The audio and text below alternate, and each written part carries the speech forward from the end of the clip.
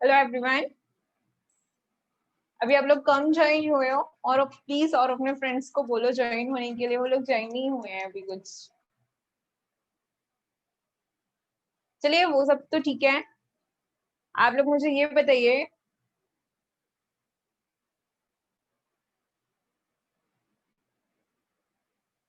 आप लोग मुझे ये बताइए कि लास्ट टाइम जब मैंने आप लोगों की 3 डेज, पता नहीं, हाँ शायद 2 डेज क्लास ली थी, तो जो मैंने आपको लिखाया था वो आपने आप लोगों ने लिखा था या नहीं? वैसे आई एक्सपेक्ट कि आप लोगों ने नहीं लिखा होगा, लेकिन फिर भी अगर किसी ने लिखा है तो प्लीज मुझे मैसेज करके बताइए चैट के थ्रू कि आप लोगों ने लिखा था या नहीं उन 2 क्लासेस में, क्योंकि अगर 2-3 ने भी लिखा है that is sufficient on me, नहीं तो फिर मुझे अगेन लिखाना पड़ेगा। और आज सबकी सब लिखोगे, कोई ऐसा नहीं होना चाहिए जो लिख नहीं रहा हो, ठीक है?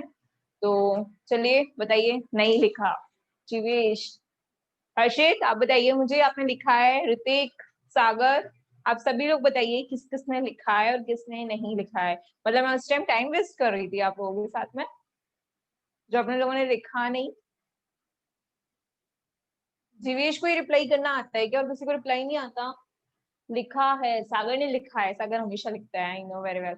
ओके, हर्षित, हर्षित बताइए आप। ऋतिक बताइए, लिखा है या नहीं? आधा लिखा हुआ है, पूरा नहीं है। ठीक है, कोई नहीं, ऐसा करते हैं, शुरू से ही लिखवा देती हूँ मैं, ठीक है? चलिए, कल तो मैंने आप लोगों को ये बताया था कि आपकी क्वांटम थ्योरी क्यों डेवलप्ड हुई और क्वांटम हम क्यों पढ़ रहे हैं, हमारा रीजन क्या है, क्यों क्लासिकल थ्योरी फेल हो गई। और क्लासिकल थ्योरी जब फेल हो गई तो क्लासिकल के बाद में एक नई थ्योरी आई। तो वो क्लासिकल थ्योरी आप लोग लास्ट टाइम पढ़ के आए हो, थर्मोडायनेमिक्स पढ़ाई थी मैंने, उसमें मैक्सवेल इक्वेशंस पढ़ाई थी और भी बहुत कुछ पढ़ाया था, वो सब आप पढ़ के आए हो। लेकिन क्लासिकल थ्योरी फेल हो गई किस वजह से? कि ब्लैक बॉडी, कॉम्पटन इफेक्ट और आपके फोटो इलेक्ट्रिक इफेक्ट, ये 3 इफेक्ट ऐसे थे जिनको क्लासिकल थ्योरी एक्सप्लेन नहीं कर पा रही थी। तो जब ये एक्सप्लेन नहीं कर पाई तो एक नई थ्योरी डेवलप्ड हुई जिसका नाम था क्वांटम थ्योरी, और उस थ्योरी ने इन तीनों को एक्सप्लेन किया, इन तीनों कॉन्सेप्ट्स को समझाया। तो वो मैं लिखा देती हूँ आपको कि why the classical theory is failed, ठीक है? तो आप लोग हेडिंग डालोगे अब अपने उसमें, क्लासिकल फिजिक्स, हेडिंग डालिए क्लासिकल फिजिक्स। देखिए अब लिखना, क्योंकि क्वांटम में लिखोगे नहीं तो अगला कॉन्सेप्ट नहीं समझ में आएगा। लास्ट टाइम चल गया इलेक्ट्रॉनिक्स में और उसमें थर्मो में, अब नहीं चलेगा। ओके, तो क्लासिकल फिजिक्स। ओके, तो क्लासिकल फिजिक्स में देखिए, देखिए इसमें टॉपिक डालिए classical physics, why the classical physics is failed, मतलब डेवलपमेंट ऑफ। इससे पहले एक हेडिंग और डाल सकते हो आप लोग, चलो ठीक है, यही ठीक है। देखिए, in the end of in the end of in the end of 19th century, मैं नहीं समझाऊंगी दोबारा कि कल क्यों फेल हो गई और क्या, कल मैं समझा चुकी हूँ उसे। in the end of 19th century, it was believed, in the end of 19th century, it was believed that, Sachin कहाँ है आज? जीवेश, सचिन को कॉल करके बोलो क्लास ज्वाइन करे, सचिन और सिमरन दोनों को ही। In the end of 19th century, it was believed that law of physics, law of physics, law of physics, hello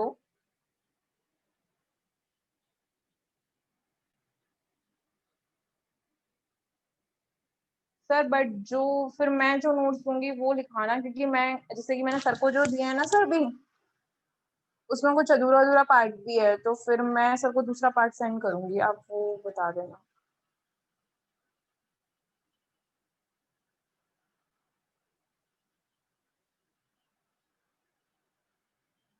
हाँ सर, मैं आपको उस नंबर पर भेज दूंगी।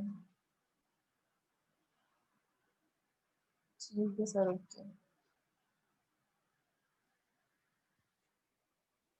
चलो, आप लोगों के लिए गुड न्यूज है, बता देती हूँ मैं।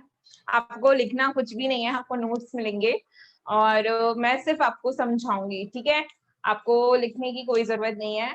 तो आज भी मत लिखिए, आज भी क्या करोगे फिर लिख के नहीं ना, ठीक है। लेकिन जो भी मैं पढ़ाऊंगी, एक चीज याद रखना, अगर मैं आपको नोट्स दे रही हूँ तो नोट्स देने का मतलब ये नहीं है कि आप लोगों ने बस मैडम ने पढ़ा दिया, अब अगले दिन देखेंगे क्या पढ़ाती है मैडम, ऐसा नहीं होना चाहिए। अगर मैं आपको पढ़ा रही हूँ, आप घर जाके, ज्यादा नहीं 10 मिनट लगते हैं, सिर्फ 10 मिनट लगते हैं, जो मैं आपको समझा रही हूँ एक बार आप उसे पढ़ लो। उससे क्या होगा कि आपका माइंड है ना, वो आगे के टॉपिक के लिए डेवलप हो जाएगा कि आगे का टॉपिक है क्या और हमें क्यों पढ़ना है, उसका रीजन क्या है पढ़ने का। और अगर आप केवल ये कि बस क्लास में जो पढ़ा दिया अगले दिन फिर पढ़ लेंगे, ऐसा नहीं होना चाहिए। मैं सिर्फ ज्यादा नहीं मांग रही, मैं सिर्फ 10 मिनट बोल रही हूँ, 10 मिनट में जो मैं पढ़ा रही हूँ आप घर जाके एक बार नोट्स के थ्रू उनको देख लोगे तो आई थिंक आप लोगों के लिए भी ज्यादा बेटर रहेगा, ठीक है।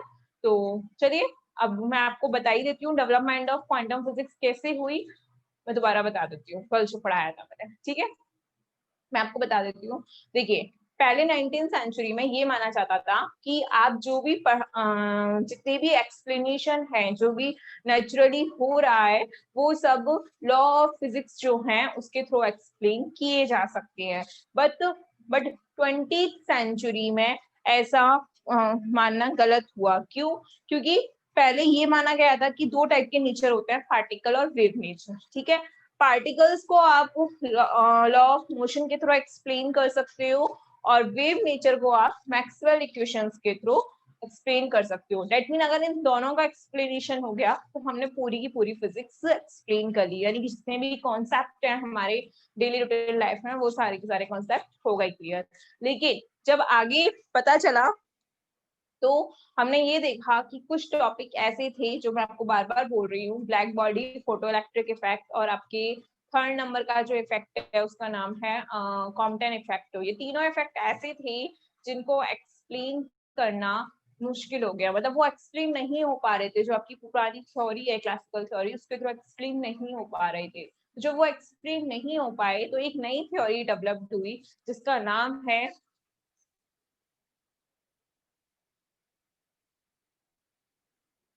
इसका नाम है क्या कहते हैं, क्वांटम थ्योरी, ठीक है। दिवेश, मिलने मिलने का छोड़ो, अभी पढ़ लो, ओके। मिल लेंगे, कोई बड़ी बात नहीं है। मैं आऊंगी, वैसे भी नवंबर में आऊंगी और नवंबर में मैं आई थिंक 10 डेज में क्लासेस वहीं लूंगी, आपकी ऑफलाइन क्लासेस, ठीक है। तो 10 डेज में भरतपुर रहूंगी तो मे भी हो सकता है मैं शायद ऑफलाइन क्लासेस लूँ वहीं पे, ओके। तो मिल लेंगे, कोई बड़ी बात नहीं है, ठीक है। चलिए, आप आगे मैं बताती हूँ आपको। फिर आपका, मैंने क्या कहा, एक नई थ्योरी डेवलप्ड हुई जिसका नाम है क्वांटम थ्योरी, ठीक है। तो क्वांटम थ्योरी जब डेवलप्ड हुई तो क्वांटम थ्योरी ने अपना पहला टॉपिक एक्सप्लेन किया जिसका नाम है ब्लैक बॉडी, ओके। तो देखिए ब्लैक बॉडी में क्या है।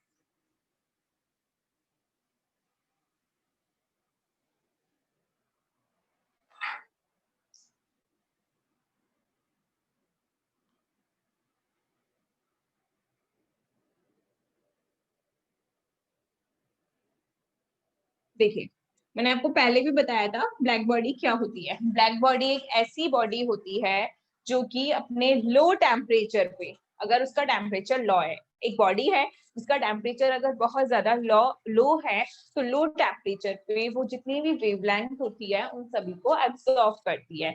लेकिन जैसे जैसे उसका टेम्परेचर हाई होता है, यानी कि हम उसको हीट दे रहे हैं, और जब हम उसको हीट देने लगते हैं तो उसका टेम्परेचर इंक्रीज होगा, और जब टेम्परेचर इंक्रीज होता है तो वो अपने में से कुछ वेव्स को एमिट करने लगती है। यानी कि हाई टेम्परेचर पे तो अगर वो वेव्स को एमिट करने लगी और लो टेम्परेचर पे अगर वो वेव्स को एब्जॉर्व करने लगे, तो इस टाइप की बॉडी को हम क्या बोलते हैं, ब्लैक बॉडी, ठीक है।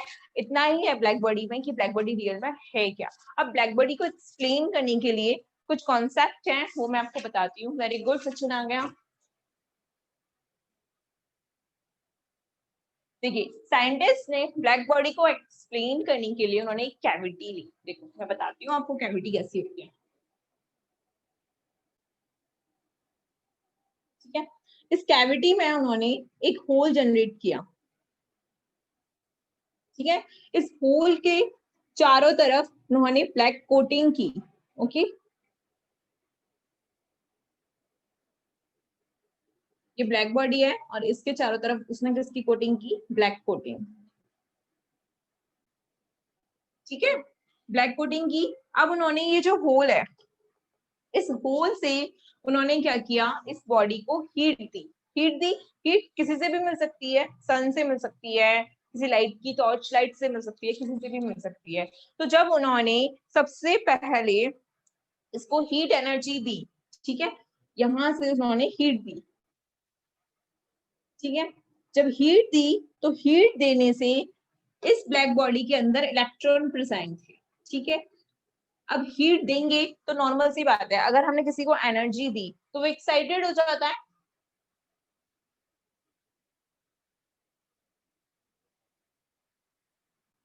जब हम मैंने क्या कहा, किसी को हीट दी, किसी को बहुत ज्यादा एनर्जी मिल गई, तो वो ये सोचता है कि अब मैं कुछ भी कर सकता हूँ, ऐसा जनरली होता है। ओके, तो देखिए मैंने क्या कहा, जब इन इसके थ्रू यहाँ से हीट गई इस होल के थ्रू, तो इस कैविटी के अंदर जो इलेक्ट्रॉन थे, वो इलेक्ट्रॉन क्या करने लगे, एक्साइटेड हो गए, और एक्साइटेड होके क्या करने लगे, वाइब्रेशन मोशन करने लगे। जब वो वाइब्रेट हुए, तो वाइब्रेट होने के बाद में वाइब्रेशन मोशन की वजह से उसमें से कुछ इसका टेम्परेचर क्या हुआ, इस बॉडी के अंदर का इंक्रीज हुआ। और जब टेम्परेचर, मैंने क्या कहा पहले भी बता चुकी हूँ मैं, जब किसी बॉडी का टेम्परेचर इंक्रीज होता है तो वो अपने में से वेव्स को एमिट करने लगता है। तो इसके अंदर से जब उसका टेम्परेचर इंक्रीज हुआ, कब, हीट देने से, हीट देने से टेम्परेचर इंक्रीज होने से इसके अंदर जो वेव्स थी वो क्या होने लगी, एमिट होने लगी, बाहर जाने लगी,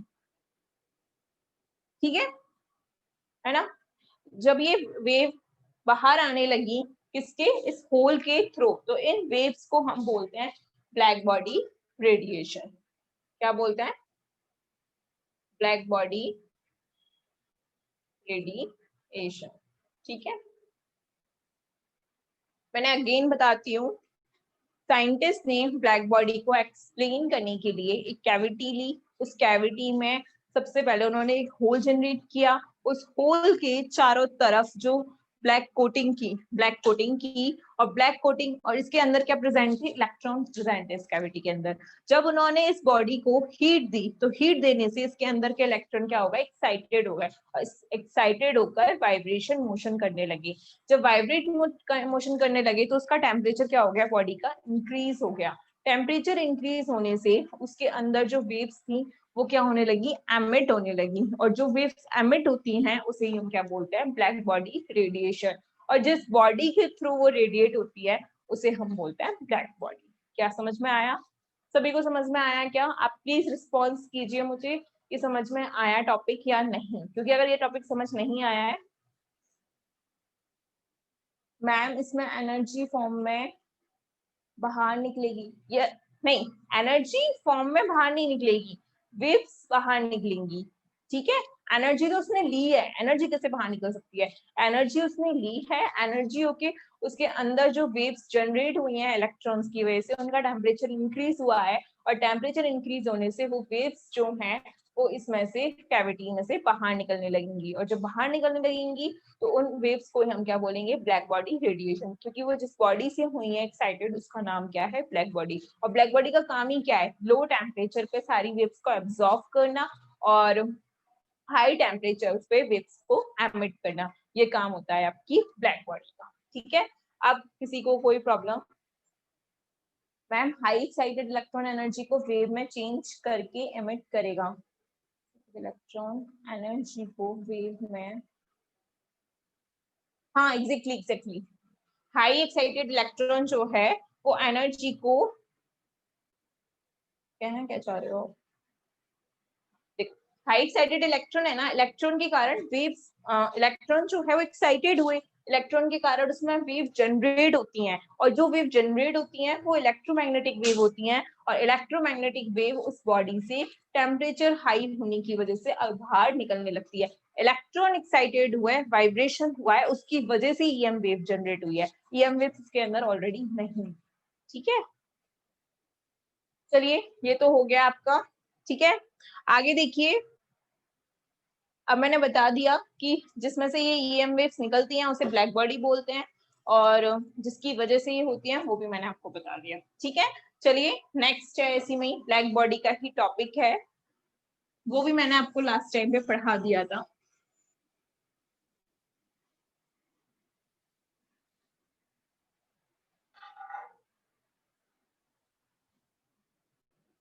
एनर्जी डिस्ट्रीब्यूशन कर्व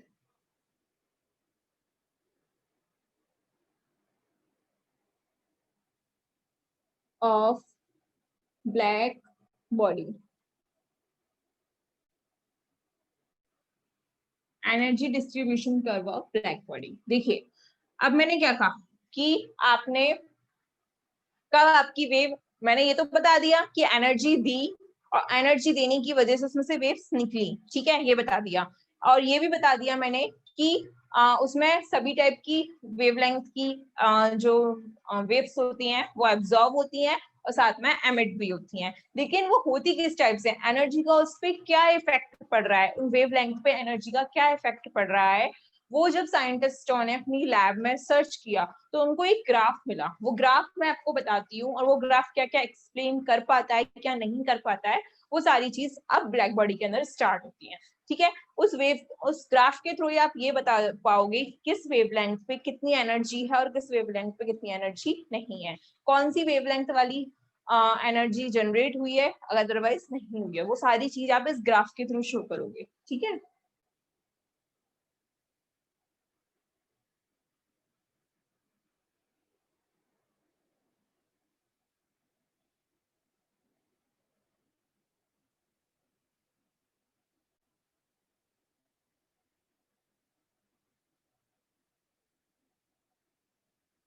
मैं सिर्फ ये तीन ही बना रही हूँ, आप ऐसे कितने भी बना सकते हो, ओके।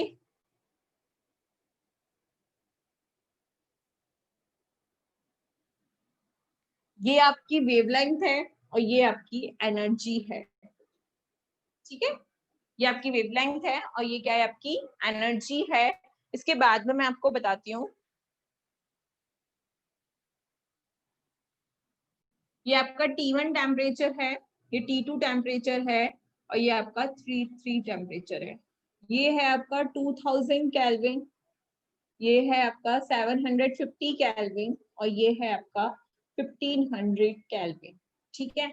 अब देखिए सबसे पहले ये ग्राफ जो है वो क्या बताता है वो हमें देखना है, ठीक है। देखिए ये ग्राफ हमें क्या बताता है, सबसे पहले तो ये ग्राफ है किसके बीच में, इमिशन कैपेसिटी, यानी कि इमिशन कैपेसिटी का मतलब क्या हो गया कि कितनी वेवलेंथ की वो वेव्स को एमिट कर रहा है, कितनी एनर्जी से, ठीक है। तो ये है आपकी इमिशन कैपेसिटी एंड ये है आपकी वेवलेंथ, ठीक है। वेवलेंथ और इमिशन कैपेसिटी के बीच का जो ग्राफ होता है उसे हम बोलते हैं ब्लैक बॉडी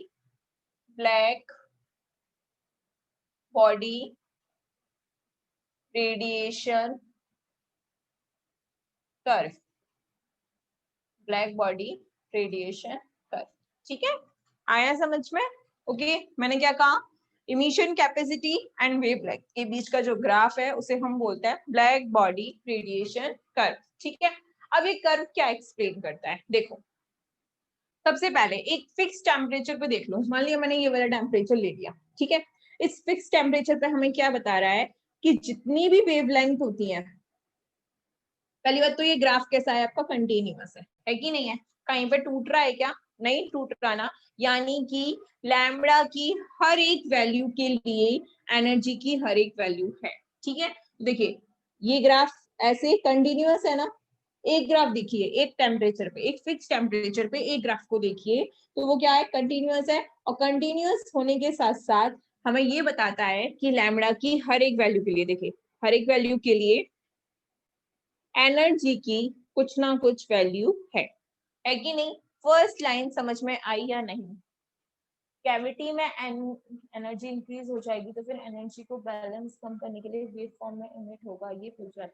हाँ बेटा मैं यही बता रही हूँ कि जब एनर्जी बहुत ज्यादा गेन हो जाती है तो उस बॉडी का टेम्परेचर बढ़ जाता है, टेम्परेचर बढ़ने की वजह से उसके अंदर के जो इलेक्ट्रॉन है वो वाइब्रेशन मोशन करते हैं, उस वाइब्रेशन मोशन की वजह से उसमें ईएम जनरेट होती है। यानी कि ये नहीं है कि जितनी एनर्जी हम दे रहे हैं वो पूरी की पूरी एनर्जी उसको वो वर्क कर रही है, एनर्जी वर्क में कन्वर्ट हो रही है कहीं ना कहीं और उसके थ्रू ईएम वेव जनरेट हो रही है, ठीक है, ओके।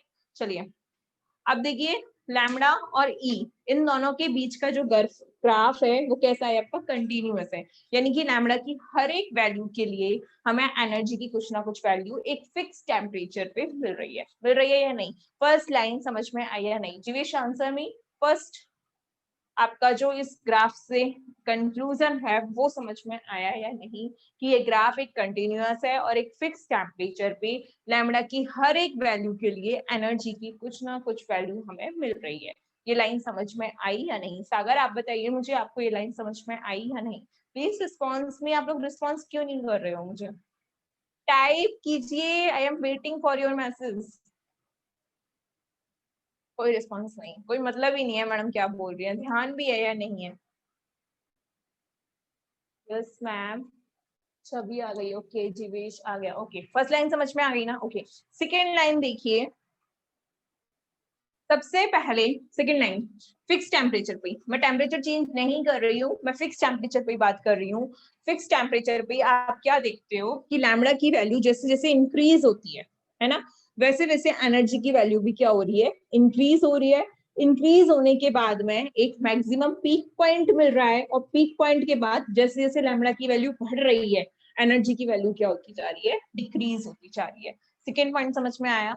सेकेंड पॉइंट ये है कि लैम्डा की वैल्यू जैसे जैसे बढ़ रही है, एनर्जी की वैल्यू भी क्या हो रही है, कंटिन्यूअस बढ़ रही है। इससे क्या पता चल रहा है कि पहले हमने धीरे धीरे जब लैम्डा की वैल्यू बढ़ाई तो एनर्जी की वैल्यू भी क्या हुई, कंटिन्यू बढ़ी, पर एक फिक्स टेम्परेचर पे एक फिक्स पॉइंट पर वो मैक्सिमम हो गई, लैम्डा की एक वैल्यू मैक्सिमम हो गई, और उसके बाद जैसे जैसे हम लैम्डा की वैल्यू बढ़ा रहे हैं एनर्जी क्या होती जा रही है, कम। तो जीवेश आपका आंसर यही है कि कैविटी में एनर्जी जैसे जैसे हम बढ़ा रहे हैं, है ना, बढ़ा रहे हैं, वो वेवलेंथ को क्या कर रहा है, एब्जॉर्ब करता जा रहा है, करता जा रहा है। लेकिन एक फिक्स पॉइंट पे कंटिन्यू पे एनर्जी उसकी फिक्स हो जाएगी, हम उसे कंटिन्यू एनर्जी नहीं दे सकते, एनर्जी की एक फिक्स वैल्यू दे सकते हैं फिक्स टेम्परेचर के लिए। उसके बाद में वो एनर्जी की वैल्यू क्या होती चले जाती है, उसकी कम होती चले जाती है।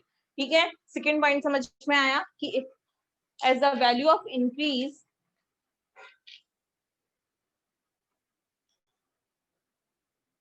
as the value of lambda increase, energy is also increase. At a fixed point, it become a maximum and then finally decrease with the value of lambda increase. ठीक है, तो सेकेंड और थर्ड दो पॉइंट्स आपके ये हो गए। ठीक है, आगे देखिए, आगे आपको क्या बताया, आपके एक साइंटिस्ट आए थे। देखो बेटा, सेकेंड पॉइंट तो ये, फर्स्ट पॉइंट तो यही हो गया था कि कंटिन्यूअस कर्व है। सेकेंड पॉइंट ये हो गया कि जैसे जैसे लैम्डा की वैल्यू बढ़ रही है, टेम्परेचर वो एनर्जी की वैल्यू भी बढ़ रही है। थर्ड पॉइंट ये हो गया कि पहले बढ़ी, फिर मैक्सिमम हुई एंड फिर डिक्रीज हुई। Now fourth point, fourth point क्या है आपका, Wien's displacement law. Wien displacement law, ठीक है। वीन ने क्या बताया कि आप ये देखो यहाँ पे टेम्परेचर की वैल्यू जैसे जैसे इंक्रीज हो रही है, पहले कितनी थी 1500, फिर कितनी हुई है 1750, पहले आपकी 1500 है, फिर आपकी 1750 है, और फिर क्या है आपकी 2000 केल्विन। बेटा आप ये पूछ रहे हो कि कलर एमिट करता है, कि वेवलेंथ की जब बात हो रही है तो वेवलेंथ में कलर्स भी होता है, तो नॉर्मल सी बात है वो सभी टाइप के कलर्स को जनरेट करता है। ठीक है, देखिए मैंने क्या कहा, अब प्लीज बाद में मैं आपको सारे आंसर्स दूंगी, आपको अगर मैं आंसर्स नहीं दे रही हूँ तो एट मी लेट, इसका मतलब ये कि लास्ट में जो 5-10 मिनट होंगे मैं उसमें सारे आंसर्स दे दूंगी, बीच में डिस्टर्ब नहीं करूंगी क्लास को। फोर्थ पॉइंट मैंने क्या बताया, वीन्स डिस्प्लेसमेंट लॉ। वीन्स ने क्या बताया कि जैसे जैसे टेम्परेचर इंक्रीज हो रहा है, आप क्या देखते हो, लैम्डा की वैल्यू देखो, लैम्डा 1, लैम्डा 2, लैम्डा 3, ठीक है, T3 पे लैम्डा 3 है, T2 पे लैम्डा 2 है, T1 पे लैम्डा 1 है। आप क्या देखते हो, टेम्परेचर इंक्रीज होने पे लैम्डा की वैल्यू कम होती जा रही है। इधर आ रहा है ना, आपका जो पीक पॉइंट है वो किधर शिफ्ट हो रहा है, लैम्डा की कम वैल्यू के लिए, टेम्परेचर के इंक्रीज होने के साथ साथ। दैट मीन इससे क्या आया कि लैम्डा की जो वैल्यू है, लैम्डा मैक्सिमम की वैल्यू जो है वो टेम्परेचर के साथ इनवर्सली बिहेव कर रही है कि नहीं? क्यों? क्योंकि टेम्परेचर जैसे जैसे इंक्रीज हो रहा है लैम्डा की वैल्यू डिक्रीज हो रही है। तो lambda maximum equals to constant B. यहाँ बी जो है उसे हम बोलते हैं वीन्स कांस्टेंट, मींस कांस्टेंट, ठीक है। और इसकी एक फिक्स वैल्यू होती है बी की, वो होती है आपकी 2.89 into 10⁻³ metre kelvin. Metre kelvin कैसे, बी देखो इधर है, टी इधर जाएगा, तो लैम्डा वेवलेंथ की आपकी यूनिट क्या होती है, मीटर, और टेम्परेचर की होती है केल्विन। तो बी की यूनिट क्या हो गई, मीटर केल्विन। तो 2.89 इंटू 10⁻³ मीटर केल्विन, ये होता है आपका बीन्स कांस्टेंट, ठीक है। तो यहाँ से एक कॉन्सेप्ट निकल के आता है, वो आता है लैम्डा मैक्सिमम टी बराबर बी, ठीक है। 4th पॉइंट तक समझ में आया या नहीं, आप मुझे इसका आंसर दीजिए प्लीज। सभी को आया, इतना बोल दीजिए यस या नो, ओके। जिसको नहीं आया है वो रिप्लाई कीजिए नो, और जिसको आ गया है वो कीजिए यस, प्लीज कीजिए। Yup, okay. आगे ओनली जीवेश आंसर देता है, सागर आप आंसर दो। ऋतिक यस, वेरी गुड बेटा। सचिन, सचिन को आ गया, very good, I am very impressed, ठीक है। और आगे बताइए, चलिए ठीक है, आ गया ना समझ को सभी को, ठीक है। 4 पॉइंट तो समझ में आया। पहला पॉइंट क्या था कि ये ग्राफ कंटिन्यूअस है। दूसरा पॉइंट क्या था कि जैसे जैसे लैम्डा की वैल्यू बढ़ रही है, एनर्जी की वैल्यू भी कंटिन्यू बढ़ रही है। थर्ड पॉइंट क्या था, लैम्डा की वैल्यू बढ़ने के साथ साथ एनर्जी की वैल्यू पहले बढ़ती है, फिर मैक्सिमम होती है, एंड देन फाइनली डिक्रीज होती है। फोर्थ पॉइंट क्या था आपका, वीन्स डिस्प्लेसमेंट लॉ। वीन्स ने क्या बताया कि टेम्परेचर की वैल्यू इंक्रीज करने के साथ साथ लैम्डा की वैल्यू क्या होती है, डिक्रीज होती है पीक पॉइंट पे, लैम्डा मैक्सिमम, ठीक है, पीक पॉइंट पे। तो लैम्डा की value maximum is directly proportional to 1/t। तो lambda maximum equals to b/t, तो lambda maximum t equals to p। ये आ गया आपका कॉन्सेप्ट, ठीक है। तो मैं ज्यादा नहीं कहूंगी, बट मैं इतना कहूंगी, नोट्स तो आपको मिलते रहेंगे, आप थोड़ा सा रफली वे के लिए कि जो मैम ने आज पढ़ाया है उसके लिए आप लोग एटलीस्ट इतना लिख लीजिए, रफली लिख लीजिए। मैं नहीं कह रही फेयर कीजिए, वो आपको नोट्स मिल जाएंगे, बट आपको याद होना चाहिए कि एटलीस्ट आज कौन सा टॉपिक पढ़ाया है, वरना आप जब रिवीजन करोगे तो आपको याद नहीं रहेगा। तो आप लोग थोड़ा बहुत लिख क्लास लीजिए। रिज्वाइन करा लेते हैं एक बार।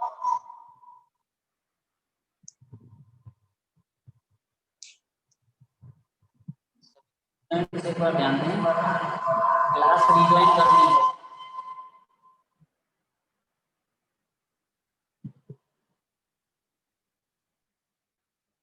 बेटा आई थिंक रिज्वाइन करना है आपको, आप सब लोग रिज्वाइन कीजिए, ओके, रिज्वाइन